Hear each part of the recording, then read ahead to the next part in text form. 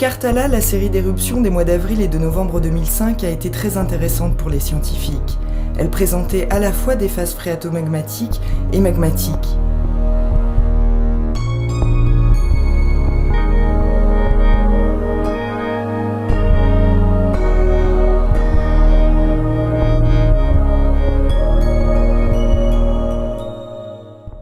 Le cratère sommital du Karthala est certainement l'un des plus beaux de tous les édifices volcaniques que l'on peut rencontrer. C'est un cratère extraordinaire, un très grand cratère. Ce cratère est au centre d'une caldeira plus vaste, qui fait 3 km sur 4 à peu près, qui a au moins 4000 ans, qui a dû se former en plusieurs épisodes. Et donc au centre de cette caldeira, donc vaste structure d'effondrement, se trouve le cratère principal, Chungusha'ale, qui est un cratère qui fait un peu plus d'1 kilomètre de diamètre pour 300 à 350 mètres de profondeur selon les périodes de son histoire.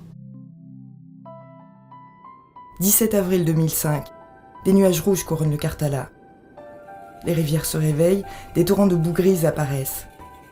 L'éruption provoque des retombées de cendres volcaniques sur toute la zone est de la Grande Comore qui envahissent les puits à ciel ouvert.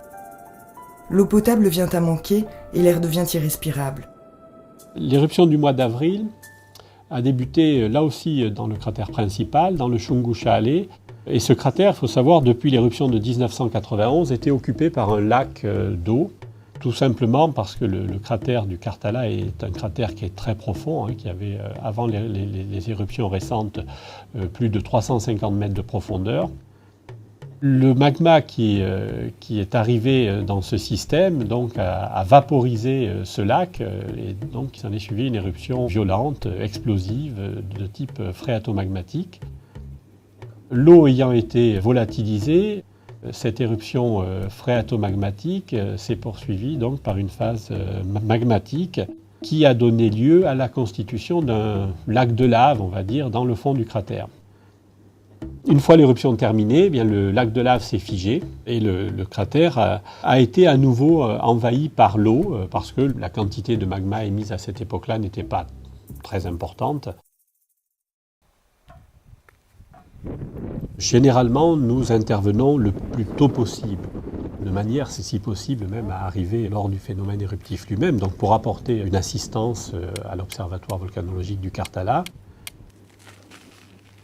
Pour l'éruption du mois d'avril, Eric et Amidou sont intervenus très rapidement. Ils sont partis dès que nous avons su qu'il y avait une éruption au Karthala pour aider les personnels sur place. Malheureusement pour eux, cette éruption avait été de très courte durée, mais au moins ont-ils pu faire les premiers relevés sur place au niveau du sommet et obtenir donc les premières informations sur le déroulement de cette éruption. C'est eux en fait qui ont clairement montré le caractère phréatomagmatique de cette éruption du mois d'avril.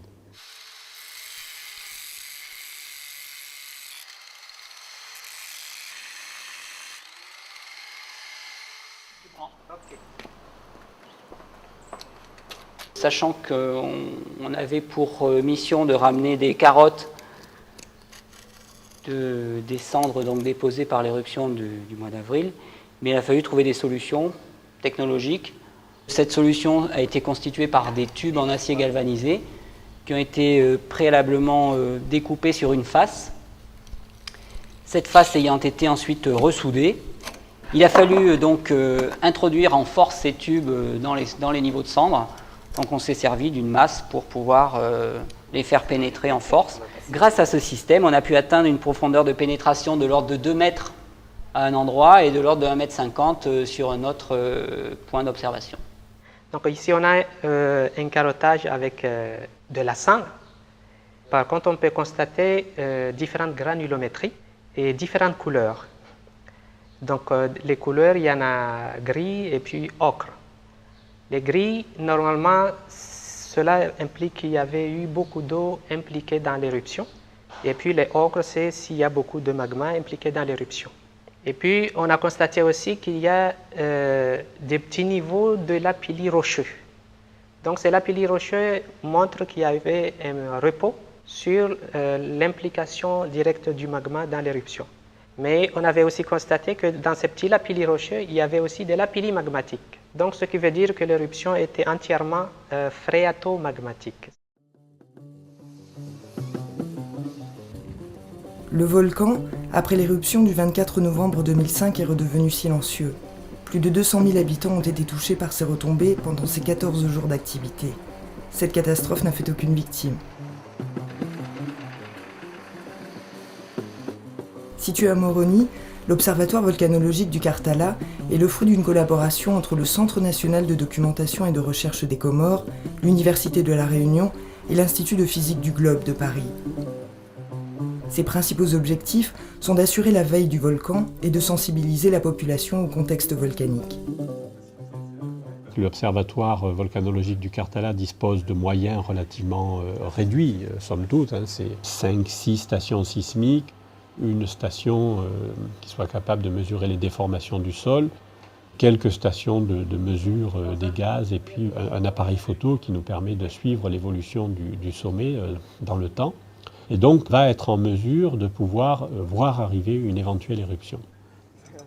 Et parmi les deux personnes, donc, il y a un coopérant français qui est un technicien, donc, qui assure le fonctionnement technique de l'observatoire, et il y a un diplômé comorien qui a en charge donc, toute l'interprétation sur le plan volcanologique et le suivi des risques à l'observatoire. L'Observatoire volcanologique du Karthala reçoit aussi le soutien, depuis l'origine d'ailleurs, à la fois de l'Université de La Réunion, en particulier du Laboratoire des sciences de la Terre, et de l'Observatoire volcanologique du Piton de la Fournaise.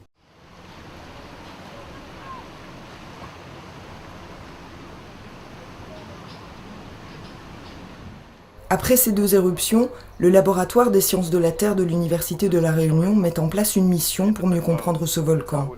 L'équipe, constituée de 2 scientifiques, Nicolas Villeneuve et Anthony Finizzola, va dans un premier temps prendre des mesures sur le terrain en polarisation spontanée. Cette manipulation consiste à mesurer le courant électrique naturel qui circule dans le sol. Dans un deuxième temps, Nicolas va prendre les premiers relevés des retombées de cendres projetées en grande quantité avec des fragments de lave et de roches au niveau de la caldeira sommitale. En France, une absence et une polémique qui n'en finit pas entre Paris et Alger, le sujet de discorde, la loi... Une telle mission demande une logistique importante. Le campement, situé à plus de 2300 mètres d'altitude, ne permet pas un ravitaillement quotidien. Il faut par conséquent prévoir l'alimentation, la boisson, 4 litres d'eau par jour et par personne, les tentes et le matériel pour toute la durée du séjour sur place. Pour pouvoir monter tout ce matériel, une vingtaine de militaires comoriens ont été mobilisés. Nicolas et Anthony ont aussi été suivis par 2 civils réunionnais venus les aider sur place pour les mesures en polarisation spontanée.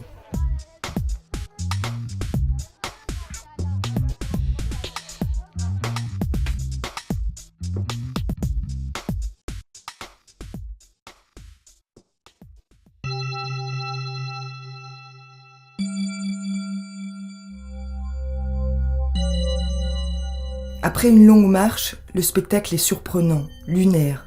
Toute la végétation est recouverte de cendres. Les taches rouges du cratère, toujours en activité, contrastent avec la désolation environnante.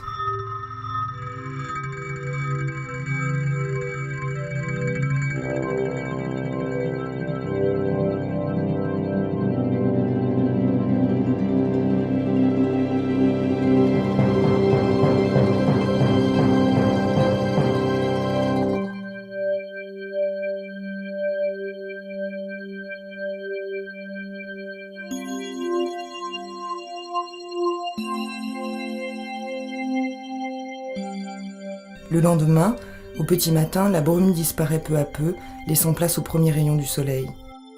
Le campement émerge doucement. Les premiers préparatifs rapidement faits, les hommes s'activent. La mission est courte, il ne faut pas perdre de temps. Il faudrait que dans l'idéal, il y ait quelqu'un qui file la main à Anthony une après-midi pour que moi je fasse des fouilles, où je mesure les épaisseurs. Il me faudrait une demi-journée à moi tout seul pour pouvoir faire des épaisseurs de cendre. Donc là on prépare la sulfate de cuivre, c'est eau plus sulfate de cuivre. Ça va nous servir à mettre dans les électrodes.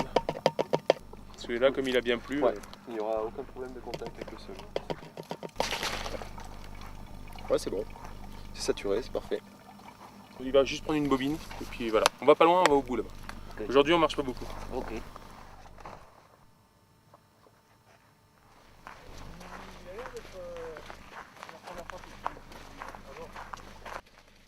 L'équipe, composée de François, Nicolas, Anthony et d'un militaire, part vers la station sismique pour la remettre en état. Voilà déjà plusieurs jours qu'elle ne répond plus. À leur arrivée, ils constatent sans surprise que la station est recouverte d'une épaisse couche de cendres. Ainsi privé de sa source d'énergie, il lui était impossible de fonctionner. Nicolas prend un point GPS, puis commence par enlever la cendre des panneaux photovoltaïques.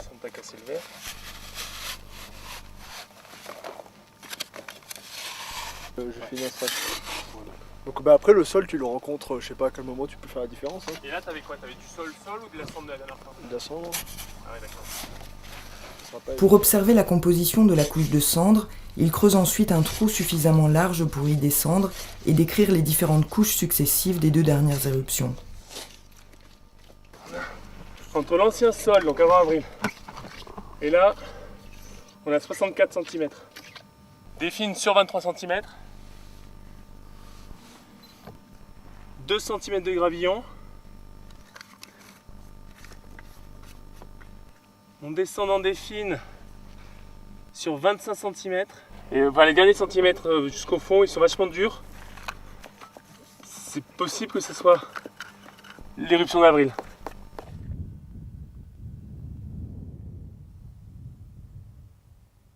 Cette première analyse terminée, Nicolas et Anthony s'affairent à une mesure en polarisation spontanée aux abords du cratère. Parmi les diverses techniques permettant d'étudier les systèmes hydrothermaux, la méthode de polarisation spontanée est sans aucun doute la plus simple. Mais de quoi s'agit-il ? Au niveau de la méthode d'analyse qu'on utilise ici, donc qui est la polarisation spontanée, le principe en fait c'est tout simple. On mesure en fait une différence de potentiel naturel qu'il y a au niveau du sol. Donc on se connecte physiquement au sol au moyen de 2 électrodes. Ensuite, on relie ces 2 électrodes par un câble électrique en cuivre, un simple câble normal, et on mesure donc en fait une différence de potentiel, donc une différence de potentiel naturelle qu'il y a entre ces 2 points. Et l'origine de cette différence de potentiel est en fait due aux circulations de fluides, plus particulièrement d'eau. Quand on parle d'eau, en fait, c'est l'eau météorique, donc l'eau de pluie, qui va s'infiltrer dans le sol. En s'infiltrant, on va avoir un déplacement de charge électrique. Ce déplacement de charge électrique va créer une différence de potentiel et nous allons mesurer cette différence de potentiel. Alors, suivant que cette différence de potentiel est négative ou positive, on va savoir si on a en fait une infiltration d'eau vers le bas ou une remontée de fluide vers le haut, c'est-à-dire une zone active. Sur le site, chacun effectue des tâches bien précises. François a pour rôle de maintenir les stations en état afin que les informations émises puissent être reçues par l'Observatoire volcanologique de Moroni.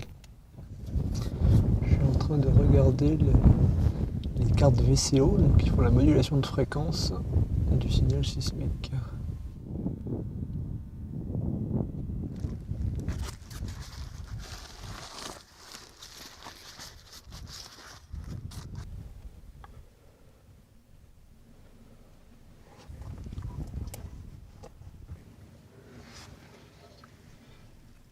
On émet de toute façon en continu un signal qui ne contient pas forcément des informations sismiques, hein, mais au pire c'est un signal plat monofréquentiel. Et voilà, quand on reçoit c'est bon, ça veut dire que ça émet.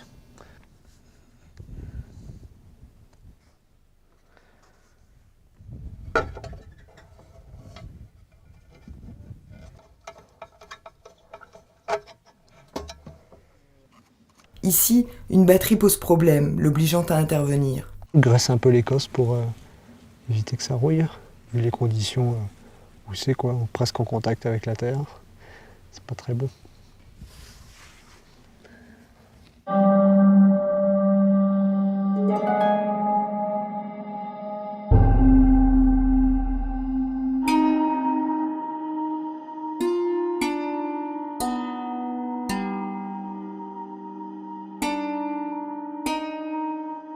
Une rude journée s'achève, la brume se lève à nouveau.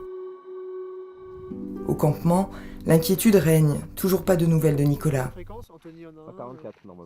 Une nuit noire sans lune enveloppe le bivouac et les hommes savent combien il est difficile de se repérer dans un environnement aussi hostile.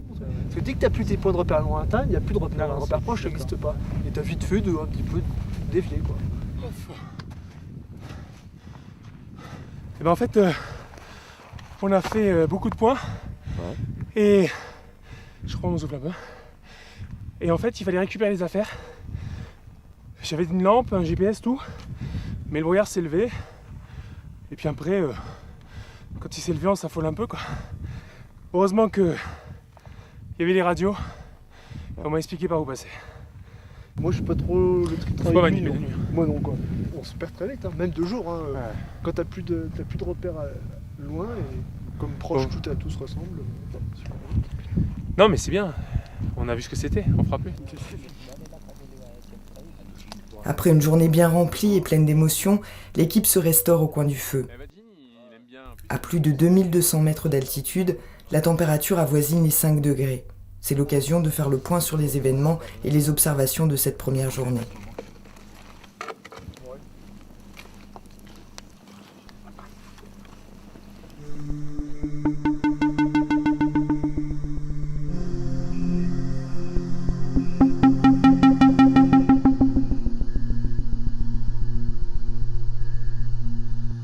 On va arriver dans une très forte densité de blocs. On voit bien qu'il y en a beaucoup plus là-bas. Hein. Oui, c'est clair. Parce que là, il y a quoi? Il reste 50 mètres avant le cratère. Par rapport à ce qu'on avait au mois d'avril, il n'y avait pas d'une part tous ces blocs, et il n'y avait pas des gros paquets de magma comme ça. Il y avait juste quelques petits morceaux comme ça. Tant et si bien qu'avec les gars avec qui on était, on avait pu en fait faire des carrés et compter les morceaux là.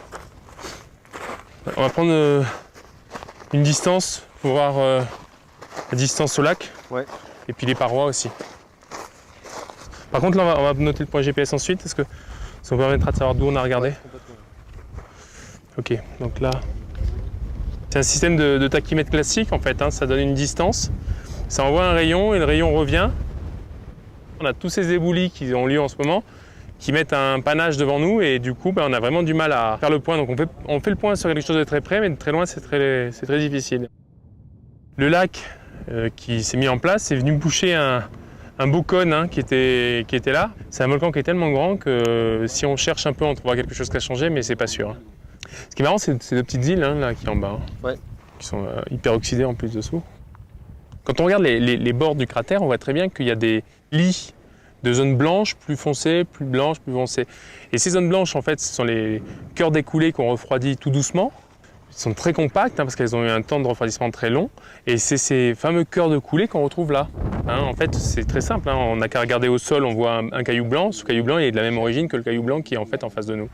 Donc c'est là qu'on comprend que lors de l'événement, hein, la période paroxysmale de l'événement, il y a eu du matériel qui construisait, hein, qui faisait vraiment la base de ce volcan, qui est parti éjecté par la puissance de l'éruption. L'éruption a eu énormément de dépôts de cendres dans un premier temps. On peut penser, hein, puisqu'il y a eu une explosion au début avec le gros panache que Moroni a vu, plus certainement des blocs à ce moment-là. Vraisemblablement ensuite il y a eu des grandes fontaines, juste avant l'installation du lac. Ces grandes fontaines ont déposé ces éléments qu'on voit là. Mais malgré tout, il y a eu après quand même une activité explosive de nouveau, puisqu'il y a des blocs sur les produits des fontaines. Ensuite, il y a eu le lac qui s'est mis en place. Et ce lac donc s'est tari au fur et à mesure. Classiquement, il s'est formé 2 petits cônes au milieu. Ces 2 petits cônes sont liés à l'activité fontainique qui a continué. Je vais essayer de faire une petite cartographie de la limite de la forte... Après ces observations, Nicolas trace un schéma sommaire de la limite de forte densité de blocs aux abords du cratère. Au fur et à mesure de son avancée, il marque des points GPS. Plus tard, ces relevés lui permettront de cartographier le lieu plus précisément. Ça, c'est de l'ancien. C'est un morceau du bord du cratère qui a été arraché lors de l'explosion. Ouais. Mais il a été arraché, mais en même temps, il se retrouve avec tout ce qui est noir autour. Ça, c'est du magma frais. Du magma qui était donc encore liquide il y a 10 jours. C'est incroyable, hein, t'as vu? Là, on voyait directement les blocs. Ouais, ouais. Alors que là, déjà, on voit plus les blocs, hein, t'as vu? Regarde, autour de nous, il n'y a plus de blocs blancs. En revanche, les blocs blancs, ils sont où? Ils sont là. Ils sont enfoncés dans la colonne de cendres qu'il y a là, qui est épaisse. Hein. On avait mesuré plus de 2,40 m ici en avril, donc on ne sait pas trop combien il y a. Mais ce qui est sûr, c'est que les blocs éjectés ont dû avoir une balistique et rentrer dans cette cendre. Et d'ailleurs, hier, on a fouillé, hein, on en a trouvé un. Il tombe de façon complètement aléatoire et des fois, il tombe sur un autre qui existe déjà. Et alors là, ça fragmente complètement les rochers.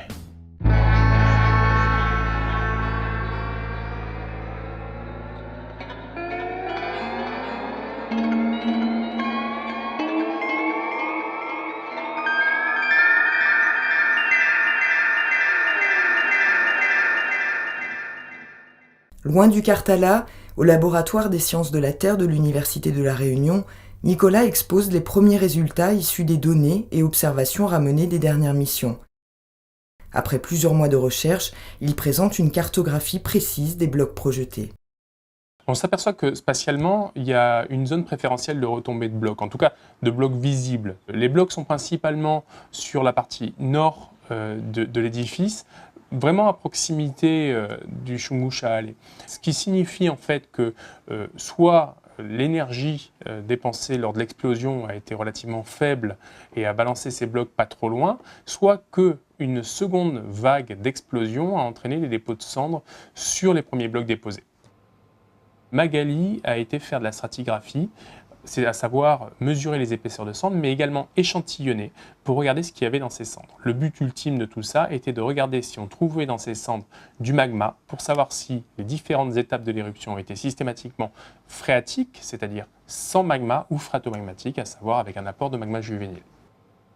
Regarder sur microscope, ça nous permet de mieux connaître encore l'éruption, de savoir par exemple si c'est très vacuolaire, s'il y a des petites bulles d'air dedans, de savoir si c'est vitrifié, ça renseigne sur la rapidité de refroidissement. C'est seulement intéressant de montrer que sur une bombe, il y a un gradient de refroidissement qui part de la bordure vers le cœur et que les olivines squelettiques se trouvent vraiment vers la bordure, ce qui montre un refroidissement rapide, alors qu'au fur et à mesure qu'on se rapproche du cœur, les cristaux ont eu beaucoup plus de temps pour refroidir et ont pu être automorphes.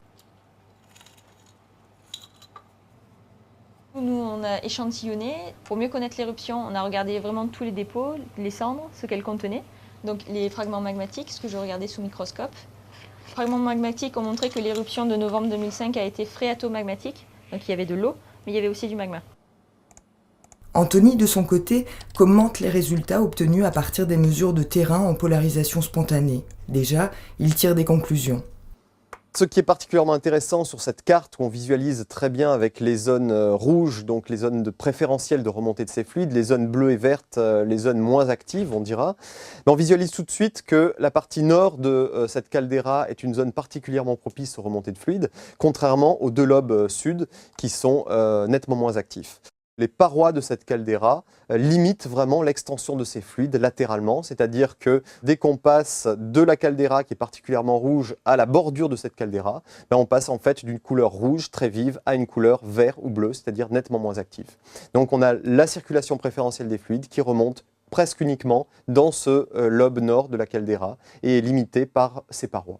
Alors, ce qui est particulièrement intéressant, c'est de comparer en fait un travail qui a été effectué il y a 10 ans, en 1995, avec le travail actuel, donc effectué durant la crise de 2005. Alors, si on compare les deux documents cartographiques, on va s'apercevoir en fait que les anomalies globalement sont situées au même endroit, c'est-à-dire qu'on a des remontées préférentielles de fluides avec ces couleurs rouges centrées dans le parti du lobe nord de la caldeira. La seule chose qui a réellement changé entre 1985 et 2005, c'est l'amplitude de ces anomalies. On voit que les anomalies qui faisaient environ 1000 millivolts en 1995 ont été divisées par 2 et n'en font à peu près que 500 actuellement. C'est dû au fait qu'en 1995, nous étions dans une période particulièrement calme. La dernière éruption du Karthala datait de 1991. Donc ces mesures ont été effectuées dans une période où l'eau circulait tranquillement, alors que là nous sommes passés en 2005 avec des mesures qui ont été effectuées durant la crise éruptive, c'est-à-dire que le début de cette crise a fait vaporiser littéralement toute cette eau au sein du cratère et a diminué considérablement les circulations de fluides. Donc on a, avec ce travail en polarisation spontanée, les anomalies qui ont été diminuées de moitié. Le Karthala est un grand volcan bouclier, à l'image de ceux de La Réunion et d'Hawaï. Ces édifices, parmi les plus grands au monde, nous renseignent sur le fonctionnement interne de la Terre. L'un des intérêts majeurs des scientifiques pour le Karthala réside dans son système hydrothermal particulièrement actif. La cohabitation entre le magma et l'eau au sein de ce volcan est au centre des études réalisées par le laboratoire des sciences de la Terre, car le Karthala n'a pas encore révélé tous ses secrets.